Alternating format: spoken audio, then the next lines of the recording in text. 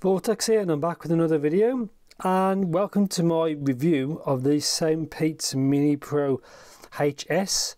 So I have reviewed the non-HS earlier in 2022, and the HS means this now has LDAC. They are pretty similar apart from that, so it's at a spec bump from aptX Adaptive to LDAC, so obviously a bit of a bitrate difference. And yeah, as usual, full disclaimers, I'd like to thank Soundpeats themselves for sending me this unit to try out, so thank you very much. I was not paid to do this video, and all thoughts and opinions are my own. And like I just said, compared to the non-HS model, that are very, it's the same, you can see it's the same shape, LDAC, wireless, some specs there. So there's active noise cancellation and the ambient modes, 10mm bio-coated driver, dual mic specs, Bluetooth 5.2, battery life there, the playtime, that can alter depending on what codec. And yeah, let's just get into it. So that's what you get. Obviously you just saw that, you saw the information there. There's another look at the specs. Now it will get lower than that, the playtime, if you're using with ambient modes and active noise cancellation mode with the LDAC, so it will be less. That's kind of more like best case scenario, the 8 hours, but nobody really listens to them 8 hours straight.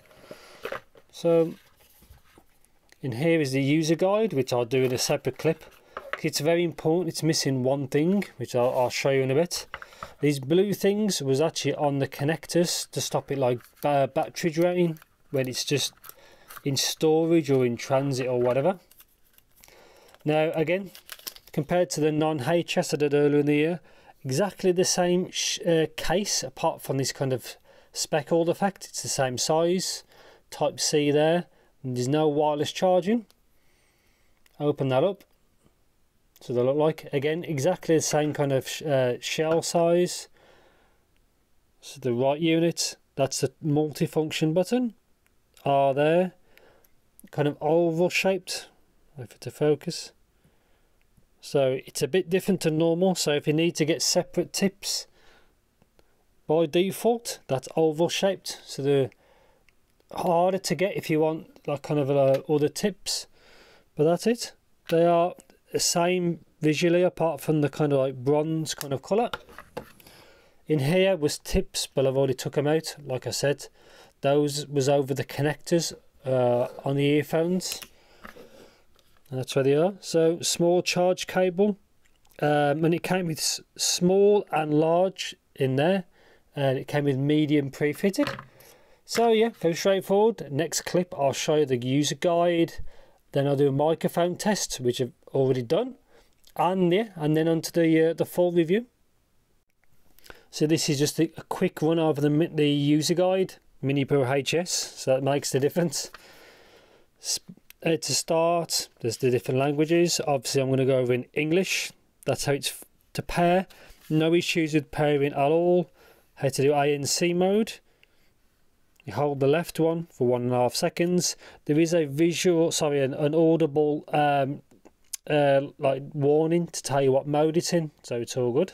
How to reset, the visual way of how to use the buttons, how them to fit, so you have to turn them, and that's quite useful about how these work. Excuse me. So that's how you do all the controls. Now there is no previous track, so that button is now used by the controls to go between the modes. So bear that in mind. You can do everything else. So there's volume, for example. So that's one thing. No previous track. Not a big deal to me, but maybe for some people. Q&A's about the lights, and then so the legal parts, and then onto German. So yes, and the next clip will be a mic test, and then my full review. This is just a quick microphone test of the Soundpeats Mini Pro HS. These are the LDAC version, and yes, I'm using them in stereo. I'm in a quiet room, speaking normal volume, and this is what it sounds like. Yes, so welcome to my review section of the Soundpeats Mini Pro HS, and yeah, you just heard the microphone test. I think it sounds pretty good. A little bit digital, but it sounds, I think it sounds fine, to be honest. So yeah, let's just get on to battery life, because obviously that's important. So if you're using LDAC with like ANC on, you'll get like 4.5 hours. So if you have it base, say like if you use just SBC, you gain a couple of hours. So 4.5 hours, that's if you're using both of them like straight. I only know one person who will go through the whole battery in one sitting, but that's super rare. But and then if you have just LDAC on its own, you get like 5.5 hours. So you lose an hour or so. And then if you use just basic mode functionality, you get 8 hours. So a bit of a difference. You just use what you want. Just bear in mind, if you want full functionality, you'll get 4.5-ish hours. And if you kind of more of a basic user, you go up to 8. And you can chart the case is about 2.5 times over. So I was actually quite happy with it, and because this case is not very big. So yeah, so connection like connectivity. Considers LDAC, it has to use, it's a lot more bitrate. I think it's 990 kilobits per second.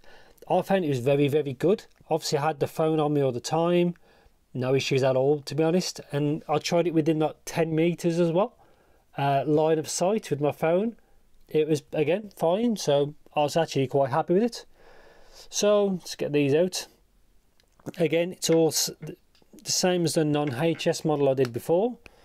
So comfort. Now, one of the negative kind of thing, the shape's kind of odd.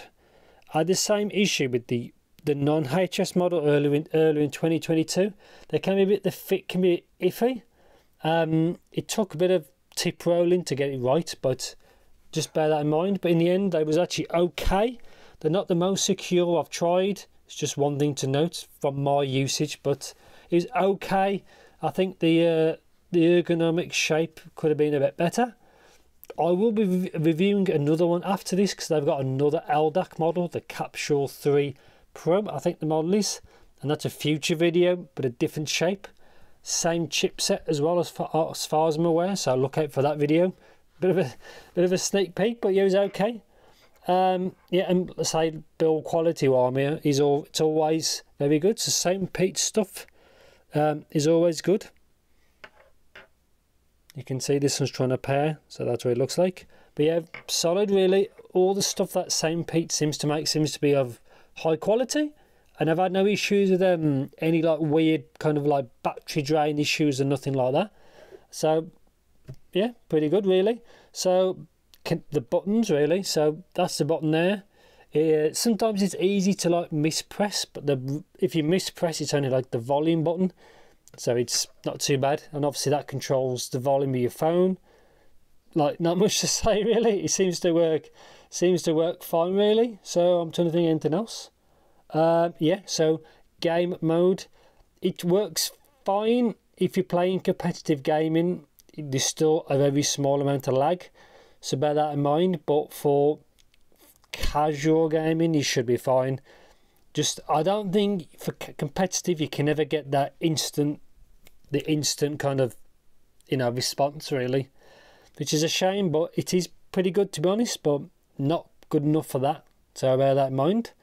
Now, active noise cancellation and the ambient modes, I thought they was both very good. It does sound a bit digital when you use the ambient mode, where it turns the mics on, but it does work, I think, very well. It's not the best I've heard, but it's still very good. Same for active noise cancellation. It does a really nice job of blocking out the background. It's his whole point.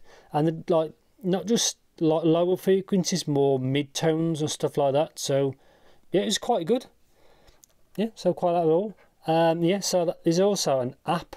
I did not use it because you have to log in and you have to create an account. I don't like that, so I did not try these with the app, and I probably never will until they change that. You shouldn't have to log in. I don't like that, but yeah. So I'm trying to think. Sound must get straight on it. So I'm going to overlay the graph now, as these do graph different to the non-HS. So just go from left to right.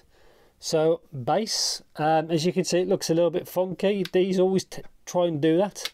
Now, as you can see, there's no bass bleed, so it's quite precise what they've done.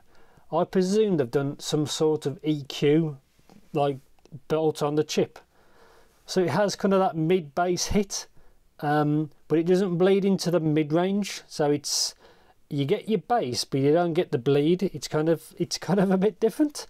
I don't like that the sub bass rolls off, but more music has more mid bass than sub bass, so bear that in mind. But I was okay with these. If you want to EQ it really, I think.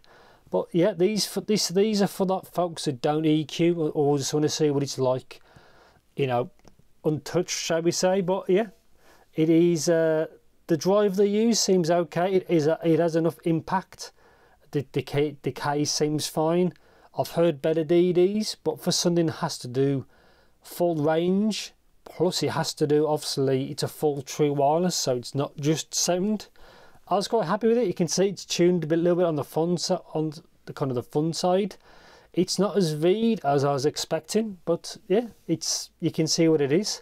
Now mid range, I would have preferred a little bit more of a, I'd say bleed, but a little bit more into the low range to make things sound a bit thicker. It's actually quite separate, so it's really flat. Now that's quite different to a lot of V-shaped commercial gear.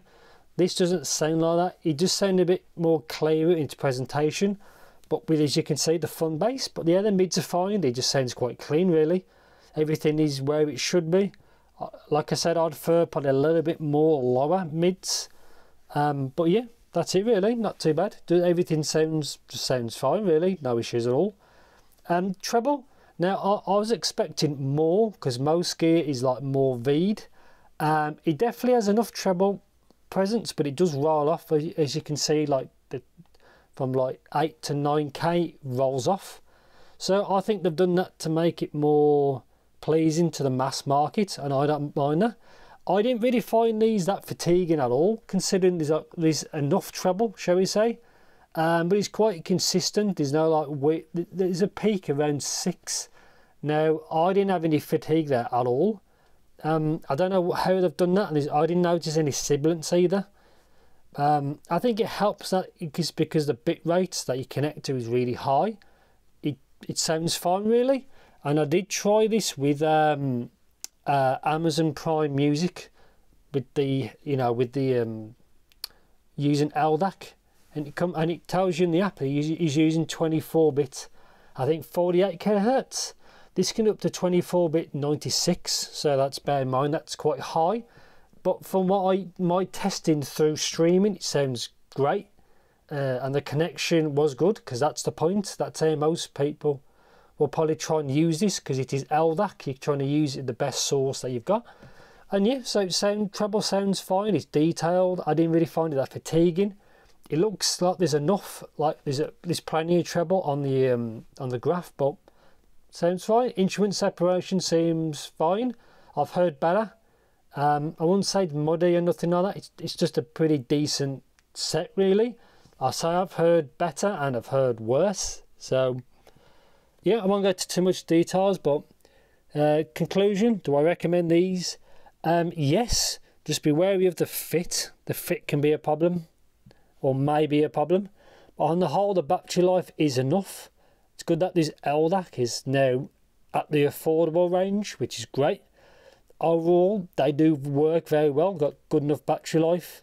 Build quality is good, the control system works fine, the connection's fine. Overall tuning is fine. It's probably as bright as you want it to sound, especially in the treble, but as a performance, it seems fine really. I think it's a decent overall set. And yeah, not much to say really. Overall, it works fine. Just the comfort may be an issue. And I don't like with the app, you have to log in. I don't like that. You shouldn't have to do that. I think in the app, you can do basic EQ work. You can't change controls as far as I'm aware. And I think that's pretty much it. And the microphone seems quite good as well. Yeah, I think that's pretty much it. So for anything in particular, let me know in the comments. Thanks for watching. Take care, see you in the next video, and keep an eye out for the Capsule 3 Pro, because I have it. It's over there, and yeah, see you soon.